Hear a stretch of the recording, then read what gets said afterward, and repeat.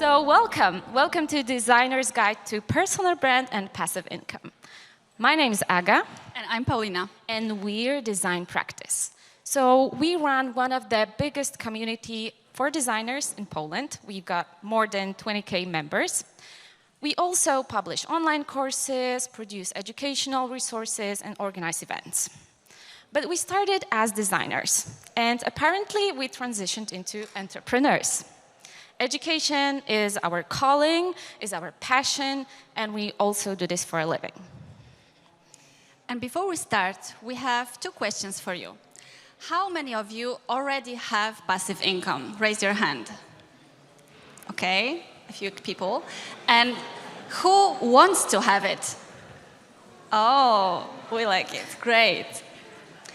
So, based on our experience, the truly passive income doesn't exist. It always requires time and effort, and today we will show you some ideas and tips and tricks and tools to help you make it as passive as you can.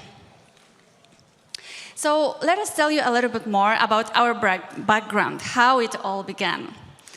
So back in 2014, 10 years ago, I started to organize conferences for designers. Maybe some of you know them. Tell me who knows Element Talks or Elementarz Projektanta. Oh, nice, great. So they were conferences for designers, and it definitely wasn't a passive income at the beginning. Actually, for the first 3 years, it wasn't income at all. So it was just a student project. But definitely it gave me great fundamentals for my future career and my future ability to sell. And it gave me a lot of opportunities and opened many doors. So my story started in 2015 when I felt the strong urge to do something for myself and for the community, to be surrounded by people who are enthusiastic about web design and web development.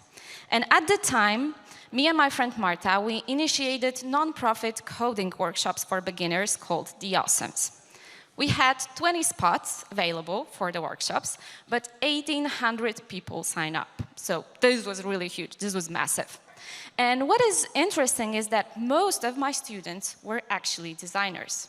So totally by accident, I identified my niche, popularizing tech-related topics to designers. And also these two paths, Paulina's and mine, somehow got intertwined. Because I was a frequent attendee of Paulina's conferences, and Paulina became my student. And frankly speaking, she performs a lot better as a business partner than a student because she could dare to skip my classes. Maybe just once or twice. Oh, no, more times. I'm not really great at coding, I admit. So this is how we started to build our very first communities. And actually, it turned out that it was really essential for our future businesses and future abilities to make another initiatives. And at the beginning, we didn't even think about it. We just wanted to make our passion projects things we really liked. So after some time of running non-profit projects, we realized that we really like it and we want to develop our ideas and we want to spend more time on them. So we had to make a really hard decision of starting to monetize our initiatives and start to charging our participants. And it was really scary, and we were afraid that people will criticize us or abandon our communities. But luckily, with a good communication and good reasoning, we were able to show them also benefits for them. So conclusion for you here is to not to be afraid to start charging for your projects, even though you start as a non-profit creator. So before you actually start working on your project, on your new product, it's good to take one step back and ask yourself a question: what I am good at? This will help you to steer you in the right direction. We would like to share one story. So there is Matt. Matt is a product designer. And one day, he just got a commission from his client. And his client worked on a specific framework, ChatCN. This is a JavaScript framework for developers. And he wanted to boost his work and wanted to make it more effective, so he was looking for a ShadCM Figma UI kit to make it faster. Unfortunately, in vain. He wasted a lot of time because most of the available UI kits were poor quality. So the only solution was to create the UI kit himself. And later, he pushed his as a product to a wider audience. Apparently, this resonated with many other people, who later became his clients. And there is an important conclusion from this story. When you think about your product, think about the knowledge that you already have, the experience that you already have, the expertise. Don't reinvent the wheel. Because we designers tend to have similar problems and obstacles, so once you find a solution and share it with others, it might occur that will resonate with other people. And this actually reminds me about my own story, because back in 2014, I was on the third year of my university, and I maybe didn't have a big knowledge to share, but I have a head full of questions. And I was really curious about how to organize my workflow, how to organize, how to deal with clients, how to organize my freelance work, or how to get the job, or how to organize my finances. So this is why we started organizing conferences with Olga, because we wanted to get answers for those questions, and we wanted to ask the experts we admired. And at the beginning, we thought that nobody will come to this conference, and we asked our dean on the university to make it obligatory to other students, so we could have like maybe 40 people. But it turned out that after we opened the registration, 800 people registered. So this opened our eyes, and we realized that it may be the project we want to continue, and maybe in the future it can become our job.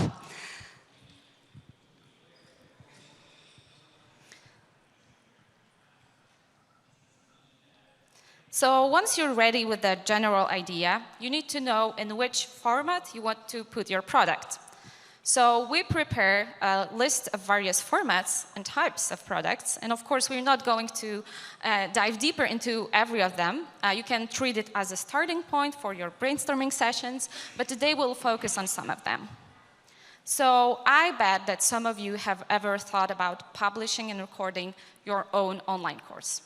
To be honest, most of the experts actually want to become content creators. This is the growing trend. And the same happened to me in 2018 when I signed up for the Skillshare challenge. This was a 1-month Skillshare challenge. And our task was to prepare, plan, produce, and publish the very first online course.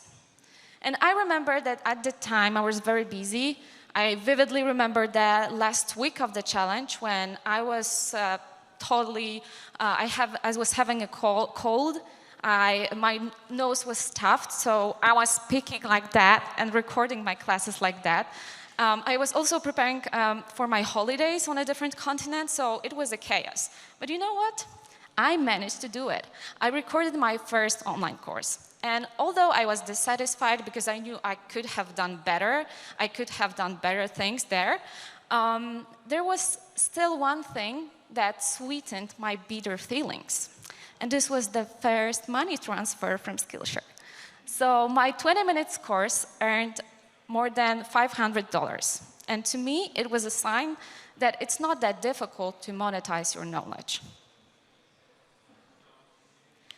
If you feel inspired and if you would like to publish your content on Skillshare as well, it's worth knowing that Skillshare is an open platform, meaning that everyone can publish their course there. And your income is calculated based on the minutes watched by your students. And there is also a very important lesson I took from this whole Skillshare experience and debuting as an online teacher. Done is better than perfect. Perfection is the greatest enemy of progress. I bet that if there hadn't been a deadline, I would have still working on this course till today. And I didn't have equipment whatsoever. I didn't have a mic. I didn't have a camera. I used only QuickTime and iMovie for producing the video. But still, it didn't matter, because if you have a good idea and if you share your content in a passionate way, people will stick to you. So although my classes are quite old and the audio quality is not that good enough, people are still joining. Another great example of products made by designers are fonts. And here you can see an example of Mateusz Machalski. You probably know him. He's a type designer, and he publishes his fonts on platforms and marketplaces like MyFonts. In this case, the creator takes 50% of the income, and another 50% go to the platform. And Mateusz told us a story. When I started selling fonts, I was over the moon because I was in my second year of studies, being 21 years old, and suddenly I could make around $3,000 a month on my fonts. And Mateusz told us a really sweet story that he was dreaming about a couch to his new apartment, and he didn't have money for it. And with this very first income from my fonts, he could afford this couch. So it was super nice, a nice dream to make come true.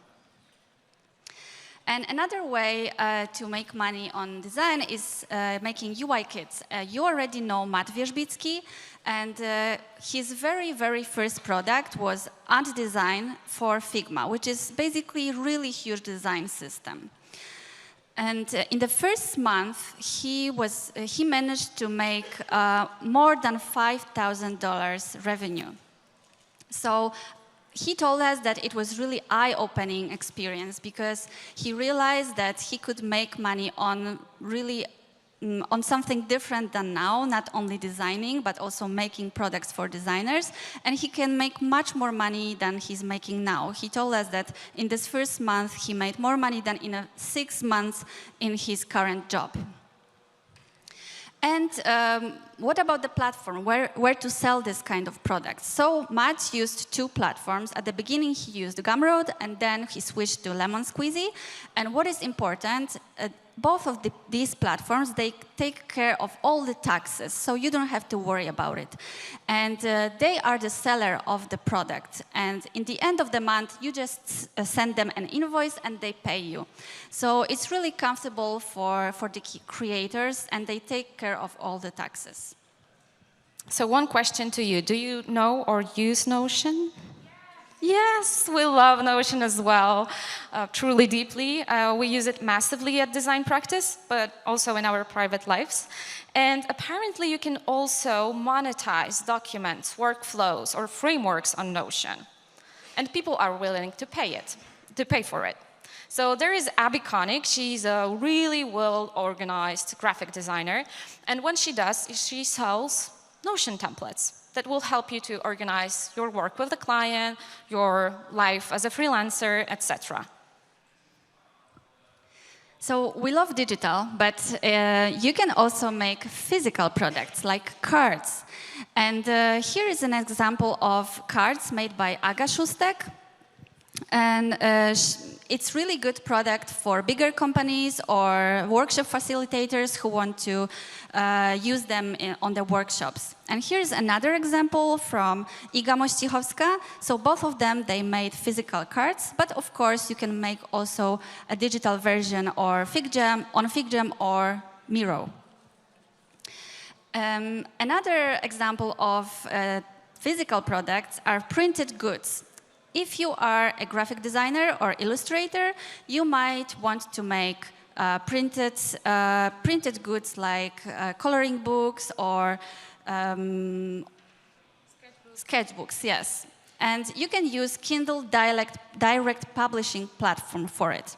So basically, it's printed on demand. So you put the product on Amazon, and then if someone buys it, Amazon takes care of everything like printing and shipping. So they offer you some percentage of the price of this product.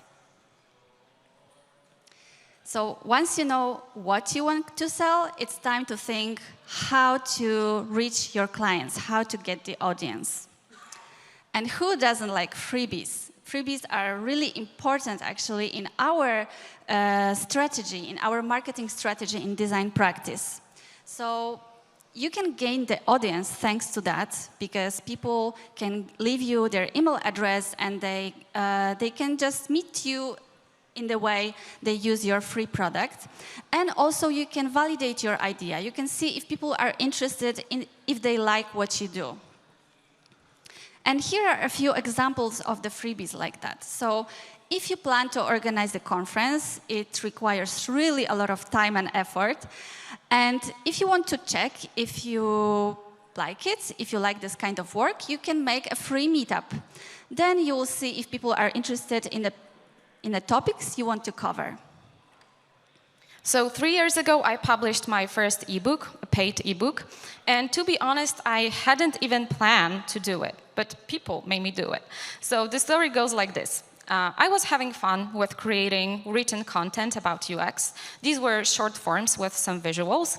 And I shared it on my Instagram stories every week, every Thursday. And with every episode, I got more and more responses from people and more questions, whether it will be available in a bigger form. They wanted to read more from me. So it gave me a natural incentive to think about something bigger, to put all this content that I create for free into a bigger format. And this is how my ebook, UX Instant Soup, was born. And the side effect of being consistent and persistent in sharing your content for free is that you might experience a dynamic growth of your follower base. And this is what it happened to me in 2021 on my Instagram. And here's an example from our work in design practice, because we publish online courses, and every time we want to publish a new course, we start with the free lessons, just to see if people are interested in the topic, if they like the way we teach the topic. So it's really a good way, also for you, for everyone, to see if it's a good idea before you put your time and effort to make a course, which is really a lot. So another examples of freebies are, for example, newsletter or free workshops or templates, like templates or Notion, or frameworks on Miro or FigJam.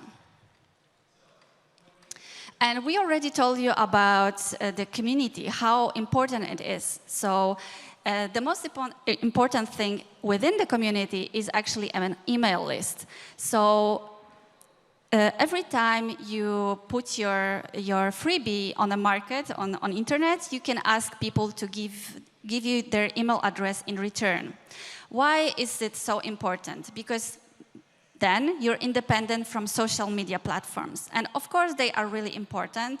It's good to be on Facebook, on Instagram, on TikTok, or LinkedIn, but we treat it as a support to our business. But you really don't have any influence on their decisions, on their algorithm, and they can make it different anytime.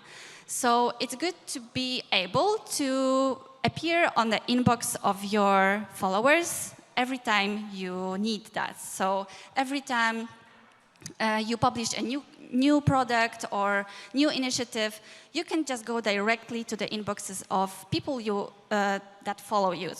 So based on our experience, it's a much better conversion when we send the email than we post on social media platforms. I bet that most of us sitting here can agree that promoting ourselves is not our favorite thing to do. But the sad news is that without a good marketing strategy, without a good promotion, your product won't have good sales rates. People need to be aware of what you're doing. People need to get to know your mission, get to know your expertise. And of course, there are some things that you can do, even if you don't have a big follower base. So first of all, you can start giving talks on conferences or meetups, just like we did today. Although it's a kind of a hardcore way, because it's like we were panicking in the morning, but it's worth trying, because you can get in touch with other people, you can communicate your idea for the product or validate your idea. And also, you can look proactively for other options. You can be a guest on a podcast, on a webinar. Maybe you prefer the written content, so just reach out to other creator who is the author of the popular newsletter. And also take part in discussions, show your name somewhere on Facebook, on LinkedIn groups. It's worth doing. And also get in touch with other creators, not necessarily connected with design. It's because for broadening horizons, getting some tips and tricks, and staying motivated. And the last but not least, start promoting yourself no matter what is your number of the followers. The good piece of advice is to start early. And I remember when I was releasing my ebook, I had less than 5,000 people on my email list. But this helped me to generate 8,000 zlotys within one day. So almost 200 people bought my ebook, UX Instant Soup, in the first day of ebook premiere. And there's also Matt. You already know Matt. He's a designer, and his follower base is less than 3,000 people on X. But it doesn't stop him to publish and to create new UI kits, new products. He just wants to release good quality things. And lately, he released a new UI kit and managed to earn more than $3,000 within 2 days. So you already know why it's worth to build products and personal brands. You know what type of products you can sell. You know how to reach your clients. So now let's talk about pricing, because it's also a very tricky and hard thing to do. How much it should cost? So our piece of advice here is to see the prices of your competitors and establish an average. If you want your product to be more premium, set the price slightly higher. And of course, business plan. This is really also a really important thing. And you can just take a super simple spreadsheet, put the costs there and predictions of the income, and see if it's even possible to make any money on it. And actually, we have a gift for you. Wait until the end of this presentation, and we will send you a template of the spreadsheet. And we are also fans of calculating the hour rate. You can use apps like ToggleTrack. We use ToggleTrack. And then if you finish your project, calculate all the income, put together all the time you spent on it, and divide the income by hours. Then you will get the hour rate. You can be really surprised. It's good to know if the project is beneficial for you. So when this final moments arrive, so when you're ready to sell your product, you need to define your distribution channels. So we prepared a list of various places. If you'd like to talk about them, we'll be today in a conference, so you can reach us out. But we would like to highlight one of them, because we started a design practice with EasyCard, and this is our choice. They also started back then, as I remember. And the cool news is that they're also available in the Design LA, the Startup LA. So say hi to them. And EasyCard is a system in which you can, with like several clicks, create a website where you can serve your product. There are several also options for the payment. And what is great about EasyCard is that they handle all the taxes, issues, and all the customer support stuff. So let's summarize our little presentation. We really encourage you to follow these steps. Think of a product that is natural and fun for you to create. Prepare a demo version or freebie. Share it for free and collect email addresses. This is really important. Choose a selling platform for your product. Inform your audience about the big news you release the product. Promote your product everywhere you can. And of course, be consistent and don't give up, because it's not easy. So this is how we see passive income. It always requires time and effort, but we think it's really worth it. And it opens a lot of possibilities, a lot of doors you would never think of. As mentioned, we have some freebies, by the way, gifts for you. So you can sign up to get some templates, short guides on how to become a teacher on Skillshare, how to release your first ebook, the budgeting plan, and also our presentation in PDF. But this is a discount for EasyCard. And a discount for the EasyCard as well, yeah. And also, this is not the last thing. You're all invited to take part in our quiz. You can win my ebook, UX Instant Soup, and our super limited socks. You have to visit our Instagram, check out the latest Instagram stories, and answer the questions. We will withdraw 2 winners and contact you during the conference. Thank you so much, and this is the time for the questions.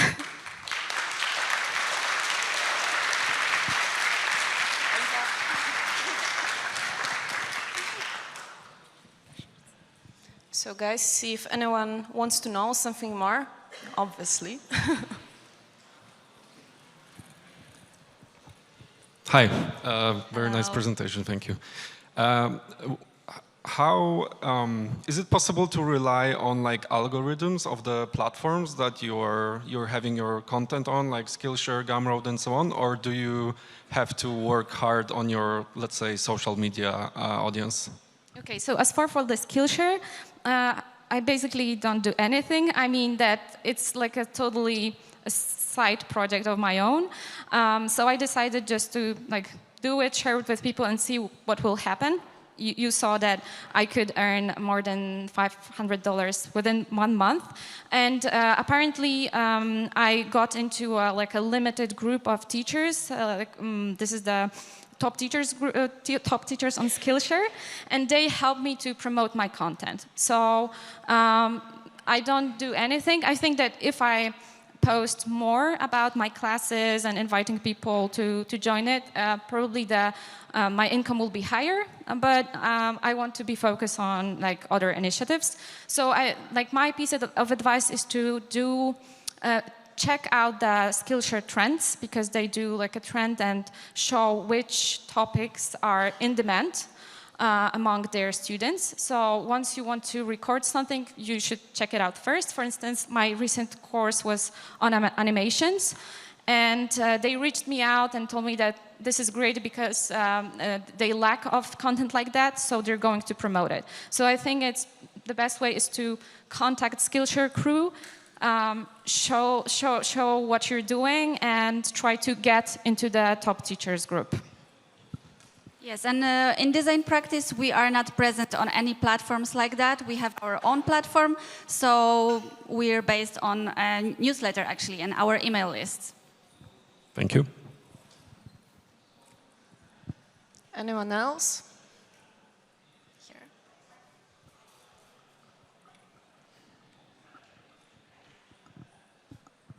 Thank you for the presentation. It was really interesting to listen to, and there's a lot of great tips that I've learned personally from this presentation. But I have a question, because we talked about people who had success and who managed to become successful, gain money, and gain passive income from their work. But I'm wondering if you have examples of people who did not have success, who failed at what they did, and who basically screamed into the void and gave up on pursuing that goal. I have a friend, maybe I won't share his identity, but he published his course because I was encouraging him to record a course for Skillshare when I got my course gained popularity that quickly. And he recorded a course, but apparently this didn't come out as a success because the course was too long. For Skillshare, it's good to know that like short type of content works. Like quick wins are the thing that these students are starving for.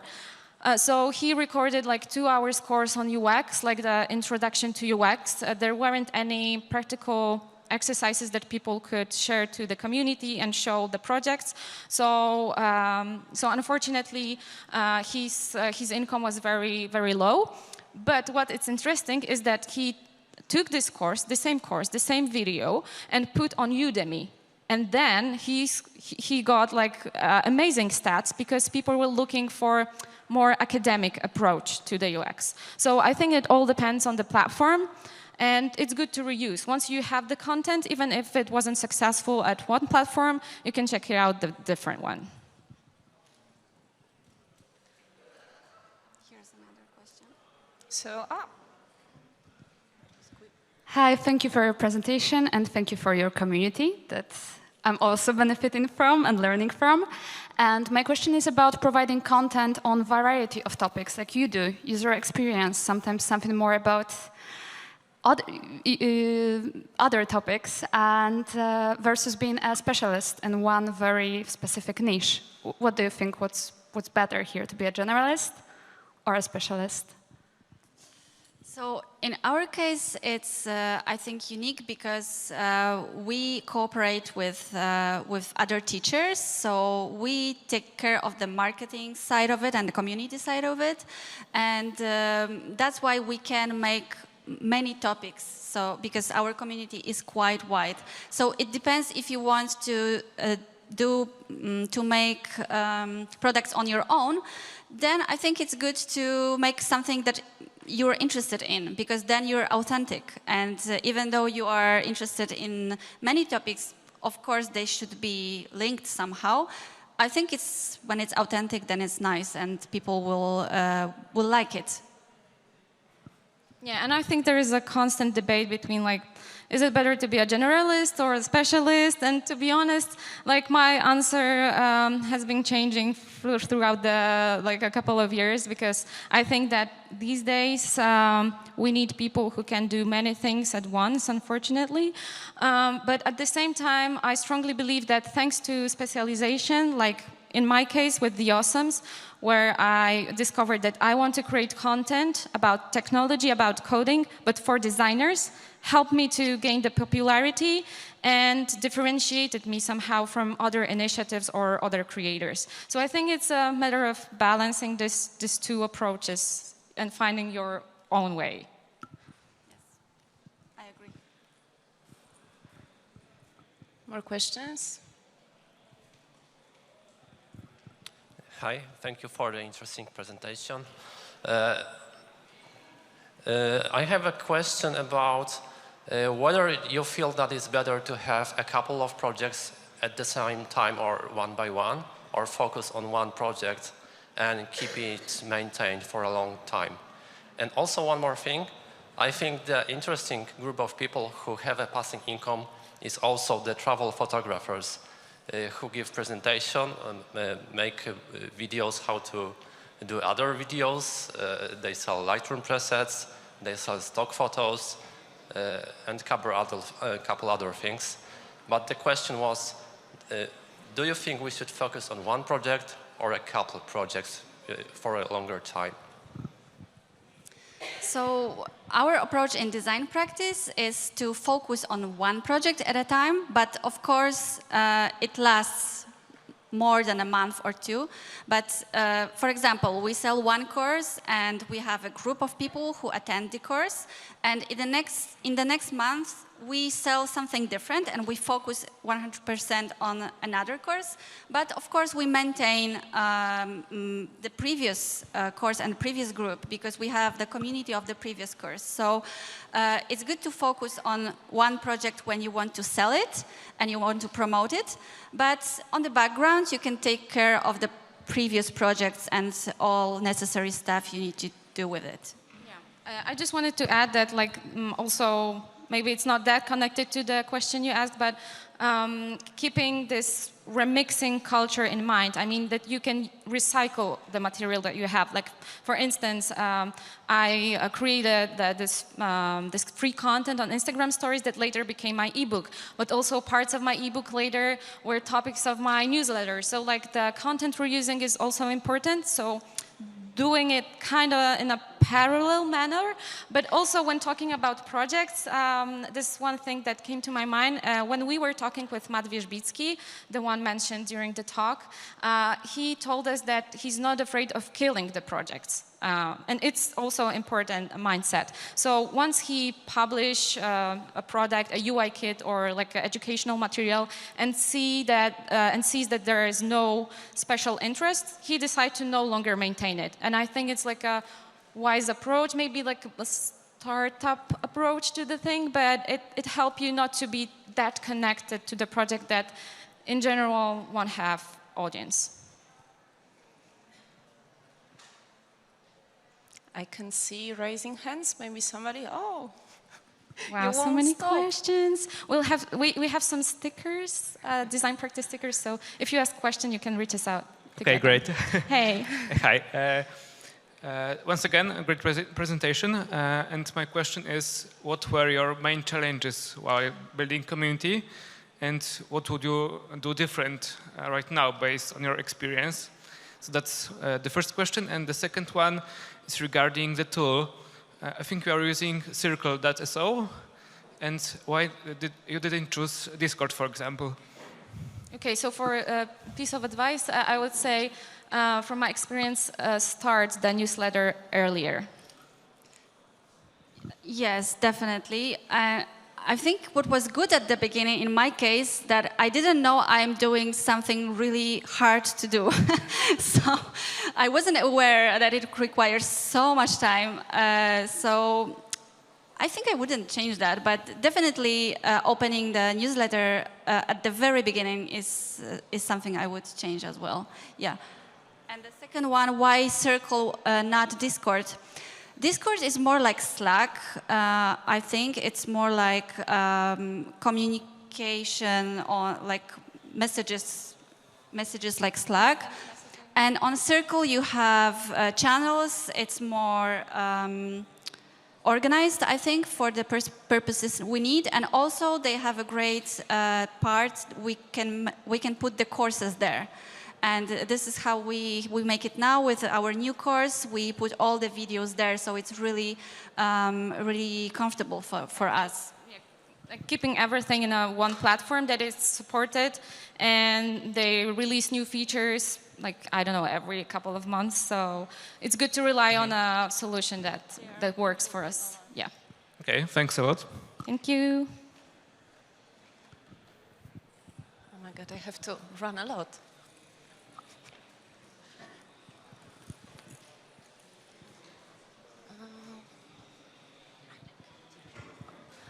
Hi, my name is also Ada.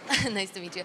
I wanted to ask you about your take on the importance of the personal brand, because that's something that I feel right now it's actually, you can have a medicore product, but like if your personal brand is really, really strong, then you actually can sell it, but then also you can lose the good name of your personal brand if you don't have a good product. So I wanted to ask you on your opinion, like what's the rate? Like is it like 50-50 product and personal brand, or maybe, 30 to 70? Just curious to hear your opinion on that. Well, I think it depends on the creator, but I would say that do something that is natural for you. What I've seen is that when the creators are sharing their personal content, more or less like their lifestyle from time to time, it's super interesting and engaging. And once I watched the video from Marta Trzask Ceramics. There's a ceramics company, and very successful in terms of social media. And Marta was telling that she has proportion 70% of backstage of the work, showing her products, her mugs, plates, and 30% of like spontaneous content when she's running or going to a cinema. I think that I wouldn't put any rigid rules, because at that time it will be unnatural, and people don't like being not being natural, not being authentic. So I would say do what works for you, and find your own algorithm for that.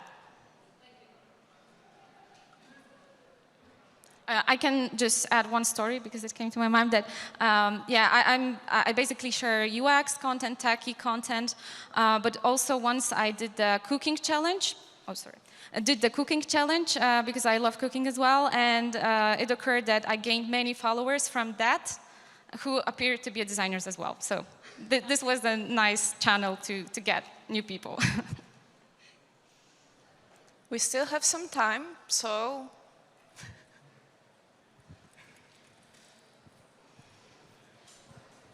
Hello, I'm Carolina. Thank you so much for your talk and thank you for your courses. I'm a huge, huge fan. My question to you is about putting yourself out there and publishing stuff, because you published your ebook, you're publishing so much stuff on social media. And I'm just wondering, how do you do it with, I mean, maybe you don't experience that, but do you experience the fear of being judged? Have you ever experienced imposter syndrome? How do you deal with just the fear of putting yourself out there in front of many, many people looking at you and listening to you? How do you do it? Actually, we have imposter syndrome all the time, and speaking of like me, I'm super uncomfortable on stage, which is really strange because I organized super big conferences and I was a host, and it was really like natural. Okay, I can host the conference, but speaking on a conference is totally different thing. But I think like putting yourself on in the lights is much easier when you have your goal and you see what you want to do. So for me, it's like, okay, I want to build a community, I want to help people to learn, and I want answers for my questions, and I'm doing that, and the way to do that is to put yourself in the lights. So, okay, I can do it, but I'm focused on my goal. So I try to not to think about it too much. I'm just focusing on what I like, what is my passion, and it comes naturally. Yeah, so what Paulina was trying to say is that we're here all for you, because we want to do stuff for you and educate and advocate for good design. Yeah, but joking. But I mean that pushing yourself forward and stepping out of the comfort zone, unfortunately, is inevitable if you want to be successful, I think. Unfortunately, yeah, so sometimes we're not comfortable of doing some things, but the good news is the more you do, the less stress than you have. For instance, I remember when we were having the webinar with Chris Do, and oh my God, it was like we were panicking that much because, you know, Chris Do, he's a person in the design and known internationally. But in the end, we were so happy because so many people reached us out after, thanking that it was really interesting, and it's great to see Chris in a Polish community. So it was worth doing it. Yeah. And you can do something and then delete it. Like, it's not forever. Yeah, this is all about internet. You can do it, and after a while, you can delete it. And of course, like, yeah, that's all. I think that you officially beat the record of the amount of questions, so congratulations. Thank you.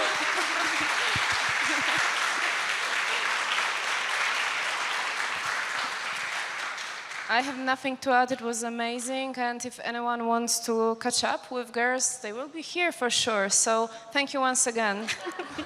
And yeah, buy the socks, I guess. Yeah, thank you so much, and we are staying for the conference for the whole day, so you can reach us out. Thank you.